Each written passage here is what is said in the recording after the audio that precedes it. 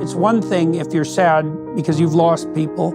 It's another thing if you're blaming yourself because you believe, and maybe with some cause, that you've made a mistake. Often people don't know what to do about the fact that they've made a mistake. Some of the people who are watching and listening will have made mistakes, and some of them are hanging themselves out to dry because of it, especially if you make mistakes that have had fairly dramatic consequences, because there's not much difference between forgiving other people and forgiving yourself. You can't just do that by saying that you're going to do it. What you want to do to set things right, which is to atone, is to lay out what you've done that you think was wrong. Provide yourself with the best possible defense.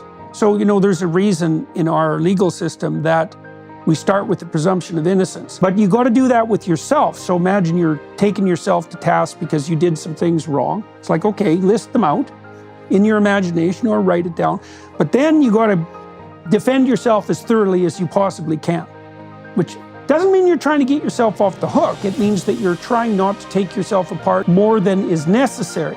And then you might ask, well, if I've done something terrible, maybe what's necessary is that I commit suicide, is that I pay the ultimate price for my sins, and people will do that when they're depressed.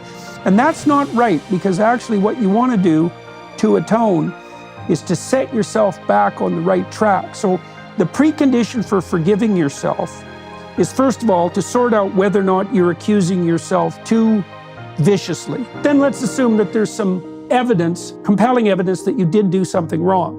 Now you have to figure out what you did wrong, and you have to figure out what you would have done differently and what you will do differently in the future. If you can set yourself up so that you've learned from the mistake you made so you wouldn't repeat it, then you get to go on with your life.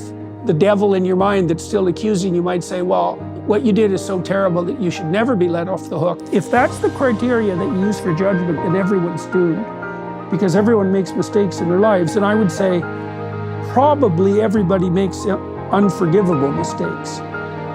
And so if we're going to take ourselves apart about that permanently, then we're all ruined.